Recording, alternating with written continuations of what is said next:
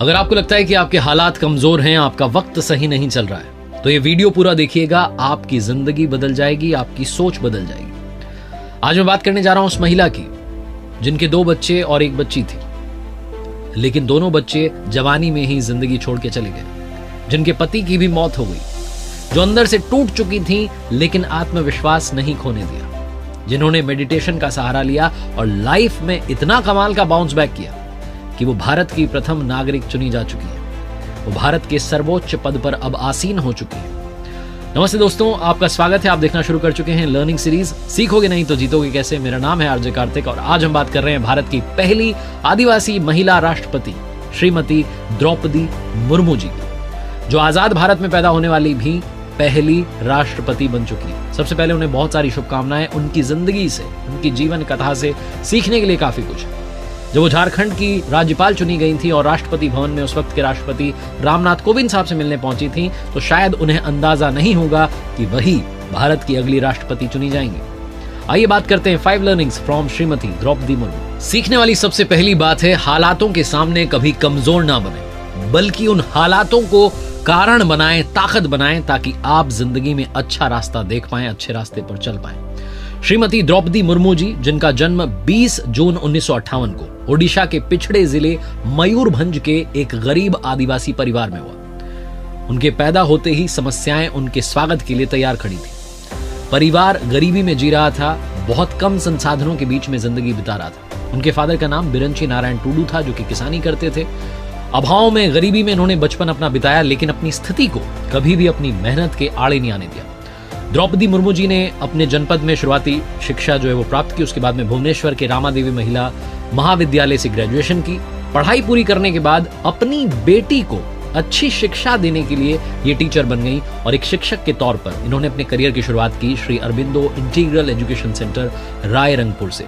जीवन में चुनौतियां इतनी ही काफी नहीं थी, बहुत सारी आगे इंतजार कर रही थी। जैसा मैंने बताया कि उनकी जिंदगी में चुनौतियों का आना अभी बाकी था, समस्याएं खत्म नहीं हुई थी, सब कुछ ठीक सा चल रहा था। इस सब के बीच 2009 में अक्टूबर का महीना 27वीं तारीख सुबह के 7 बजे थे। ओडिशा की राजधानी भुवनेश्वर के पत्रपदा इलाके में अचानक से हलचल बढ़ गई। एक घर में 25 साल के लड़के की लाश मिली। अस्पताल घर वाले लेकर के गए इस उम्मीद में कि शायद कोई चमत्कार हो जाए, लेकिन डॉक्टर्स ने कहा जान जा चुकी। ये लड़का कोई और नहीं, श्रीमती द्रौपदी मुर्मू जी के बेटे थे लक्ष्मण मुर्मू, जो शाम में दोस्तों के साथ गए थे। रात में ऑटो से घर आए, हालत ठीक नहीं थी, सो गए और सुबह तक उनकी जान चली गई। ये रहस्यमयी मौत जो है, इस पर से पर्दा उठ नहीं पाया। 2009 में ये हुआ। 2013, 4 साल बाद उनके दूसरे बेटे की रोड एक्सीडेंट में जान चली गई। अपने दोनों जवान बेटों की मौत से द्रौपदी मुर्मू जी उबर भी नहीं पाई थी कि उनके पति की भी जान चली गई। द्रौपदी मुर्मू जी के पति 2014 में ये दुनिया छोड़कर चले गए, श्याम चरण मुर्मू जी। कहा जाता है उनको दिल का दौरा पड़ा था, उन्हें भी अस्पताल ले जाया गया, तब तक उनकी जान जा चुकी थी। श्याम चरण जी बैंक में जॉब करते थे। अब द्रौपदी मुर्मू जी की फैमिली में सिर्फ उनकी बेटी इतिश्री मुर्मू है, वो भी बैंक में जॉब करती है। द्रौपदी मुर्मू जी जो अंदर से टूट चुकी थी, जिनकी जिंदगी में इतना सब कुछ इतनी जल्दी इतने कम समय के अंतराल में हो गया था, उन्होंने अध्यात्म का सहारा लिया। वो राजस्थान के माउंट आबू में ब्रह्म कुमारी संस्थान में जाने लगी। कई दिनों तक मेडिटेशन करने लगी, ध्यान करने लगी, तनाव कम करने के लिए कोशिश करने लगी। उन्होंने राजयोग भी सीखा और संस्थान के अनेक जो कार्यक्रम थे, अलग अलग कार्यक्रम थे, उनमें हिस्सा लेने लगी और अपने आप को और ताकतवर बनाने लगी। कहने का मतलब यह है कि हालात चाहे जितने विपरीत हो जाएं, आपको पहाड़ की तरह बनना है, उनसे ऊपर उठना है।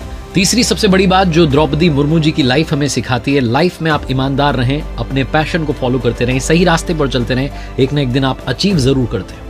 कहा जाता है कि महिलाओं के लिए पॉलिटिकल रास्ता जो है, पॉलिटिक्स में जाना जो है, बड़ा मुश्किल होता है, बड़ा सफर जो है कठिन होता है, पत्थरों से भरा होता है।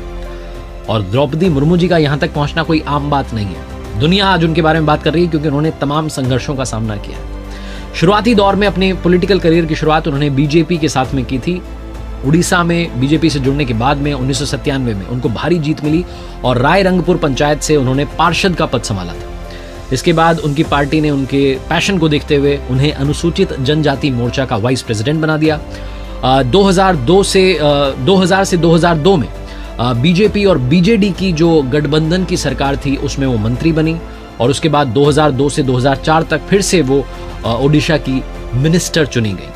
उसके बाद में जो कुछ हुआ वो आपको मालूम है। उनकी पर्सनल लाइफ में उथल पुथल मची हुई थी। वो मेडिटेशन का सहारा ले रही थी, मेडिटेट कर रही थी, अध्यात्म के रास्ते पर थी, एक नए जीवन की शुरुआत कर चुकी थी, कमबैक की कहानी लिख रही थी। इस सब के बीच में उन्हें 2015 से 2021 तक झारखंड का राज्यपाल चुन लिया गया और 2022 में अब वो भारत की पहली आदिवासी महिला राष्ट्रपति चुनी जा चुकी है। उनका सफर हमें बताता है कि जीवन में आप सही रास्ते को चुनिए, उस पर चलते रहिए, एक न एक दिन आपको मंजिल डेफिनेटली मिलेगी। और चौथी सबसे बड़ी बात वो सिखाती हैं, लाइफ में अनबायस्ड रहिए, निष्पक्ष बने रहिए। गवर्नर चुने जाने के बाद द्रौपदी मुर्मू जी ने झारखंड स्टेट में संवैधानिक प्रमुख के रूप में पक्ष और विपक्ष दोनों नेताओं की बातें सुनी।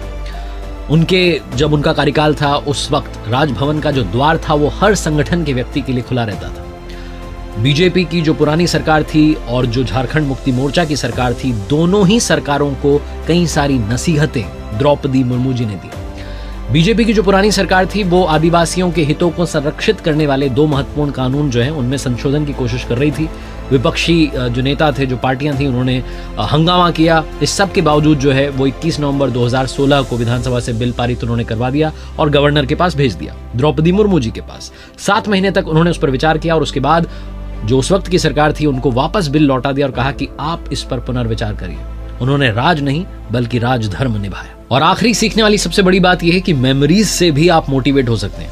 आपकी जिंदगी की जो मेमोरीज हैं उनसे भी आप इंस्पायर हो सकते हैं, कुछ अच्छा कर सकते हैं। श्यामचरण मुर्मू जी से इनकी कॉलेज में मुलाकात होती है, दोस्ती होती है, दोस्ती प्यार में बदल जाती है। मान मनोहार के बाद 1980 में इनकी शादी हो जाती है। और जैसा मैंने बताया कि दोनों जवान बेटों को इन्होंने खो दिया, अपने पति को भी खो दिया। इनकी जिंदगी में वो बुरे लम्हे भी आए, लेकिन इन्होंने जो अपने बच्चों के साथ, पति के साथ जीवन बिताया था, जो खूबसूरत लम्हे थे, उनको संजोने की सोची। द्रौपदी मुर्मू जी जिनका ससुराल पहाड़पुर गांव में है, यहाँ इन्होंने अपने घर को स्कूल में बदल दिया और उसका नाम रखा है श्याम लक्ष्मण शिपुन उच्चतर प्राथमिक विद्यालय। द्रौपदी जी ने अगस्त 2016 में अपने घर को स्कूल में बदल दिया था और हर साल अपने बेटों और अपने पति की पुण्यतिथि पर यहाँ जरूर जाती हैं। अपनी उस याद से भी जिंदगी में मोटिवेट होती आई हैं और आगे बढ़ती जा रही हैं, लोगों को इंस्पायर करती जा रही हैं। और जाते जाते एक बार किसी ने एक विद्वान से पूछा कि समाज को आगे बढ़ाने के लिए क्या करना चाहिए, तो उस विद्वान व्यक्ति ने कहा कि एक दूसरे की टांग खींचने की बजाय एक दूसरे का हाथ खींचना चाहिए, मिलकर के आगे बढ़ना चाहिए। द्रौपदी मुर्मू जी की कहानी भी आज यही सिखाती है। एक बार फिर से उन्हें भारत की राष्ट्रपति चुने जाने पर बहुत सारी शुभकामनाएं। उम्मीद है कि आपके राष्ट्रपति के कार्यकाल में भारत और प्रगति करेगा, निरंतर प्रगति के रास्ते पर चलता